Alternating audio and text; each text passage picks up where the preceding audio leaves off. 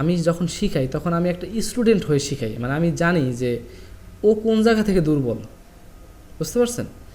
ওই পয়েন্টটা যে ধরতে পারবে সে কিন্তু ভালো শিখাতে পারবে সবসময়। আচ্ছা দেখেন, পাইলের ক্ষেত্রে যখন আমরা পাইলের কাজ করি, প্রথমে আমাদের কি প্রয়োজন? কলাম লেআউটটা প্রয়োজন, ঠিক না? তাহলে কলাম লেআউটটা আমরা নিলাম, নেওয়ার পরে এই সবগুলোকে আমরা ফালাই দেব, আইসোলেট করে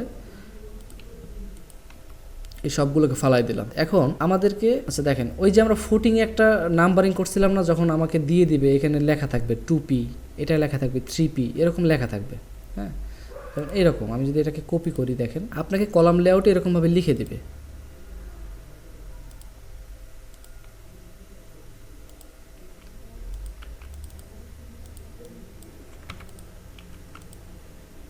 হ্যাঁ, মানে 2টা পাইল, আবার 3P মানে 3টা পাইল, 3P। হ্যাঁ, এইখানে 3P, আবার এইখানে আসলো মনে করেন এখানে হলো 4P, ঠিক আছে? তো এইভাবে করে যখন আপনাকে আইডি দিয়ে দিবে তখন আপনি বুঝতে পারলেন সহজে যে আমার আসলে। এখন দেখেন আমরা যে পাইল করব, পাইল করলে পাইলটা কি হয়? নর্মালি সার্কেল হয়, ঠিক না? গোল হয়, আমরা যতটুকু জানি আর কি। কিন্তু এরপরেও দেখেন মানে পাইল কত প্রকার জানেন? পাইলটা যেমন একটা আছে যেমন প্রিকাস্ট, আর একটা হচ্ছে শিটু পাইল। প্রিকাস্ট মানে কি আগে এটা তৈরি করছে। প্রিকাস্ট পাইল অনেক সময় রেক্ট্যাঙ্গেল হয়, চারকোনা হয়। এইখানে তো প্রিকাস্ট না, যেহেতু শিটু পাইল, আপনাকে বলে দিবে যে এই পাইলের ডায়াটা কত হবে। যেমন এখানে যদি আমরা পাইল দেখি, পাইলের ডায়াটা দেখি, এটা ডায়া আছে কত? 16 ইঞ্চি ডায়া। হ্যাঁ, 16 ইঞ্চি ডায়ার পাইল ব্যবহার করছে। এখন আপনাকে যখন বলে দিবে যে এত ডায়া হবে, তখন আপনি তো জানবেন যে এত ডায়া হচ্ছে, তাহলে আপনাকে ওই ডায়ার একটা আমরা এখান থেকে সার্কেল নিব আর কি। হ্যাঁ, সার্কেল নেওয়ার পরে ডি এন্টার দিলাম। এখন 16 ইঞ্চি, 16 হোক বা 18 হোক, 18 এন্টার দিলাম। তাহলে 18 ইঞ্চির একটা পাইল আমার হয়ে গেছে, ঠিক না? এখন দেখেন এই কলামের সেন্টার থেকে এটা কতটুকু দূরত্বে আছে? 2 ফিট। এগুলো কতটুকু আছে? 4 ফিট। 4 ফিট মানে কি? পাইল থেকে পাইলের দূরত্ব, বুঝতে পারছেন? এবং এই সেন্টার থেকে এটা আছে 4 ফিট। আমি যদি এইটার অ্যালাইন মাপ দিই, দেখেন এইটার অ্যালাইন যদি মাপ দিই, এটাও আছে 4 ফিট, এবং এইটার অ্যালাইন যদি মাপ দিই, এটাও আছে আমার 4 ফিট। মানে হচ্ছে পাইল থেকে পাইলের ডিস্টেন্সগুলো সেম হবে, বুঝছেন?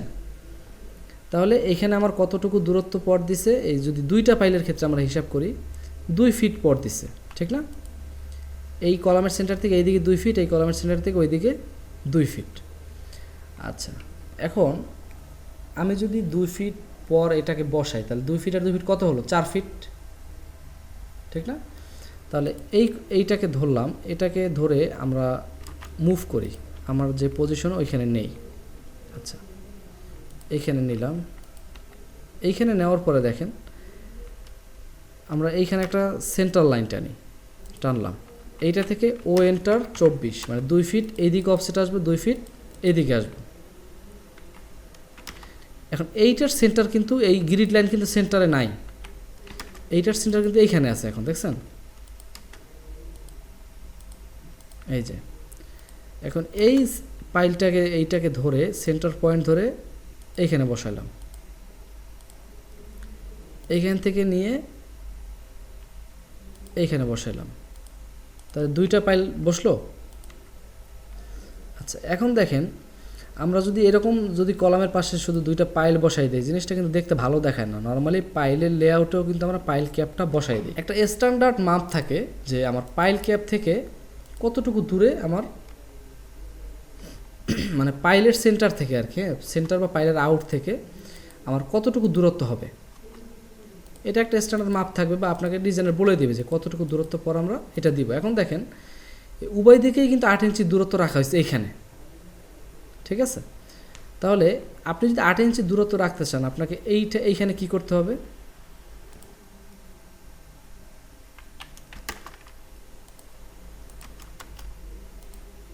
এরকম লাইন টানলেও পারেন আপনি, বুঝতে পারছেন? ও এন্টার 8 এন্টার, এইদিকে অফসেট আসবো, এইদিকে অফসেট গেলাম, ওকে।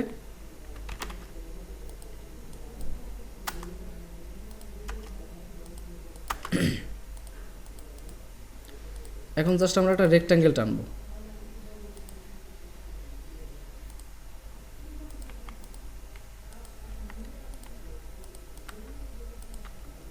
এতটুকু ক্লিয়ার।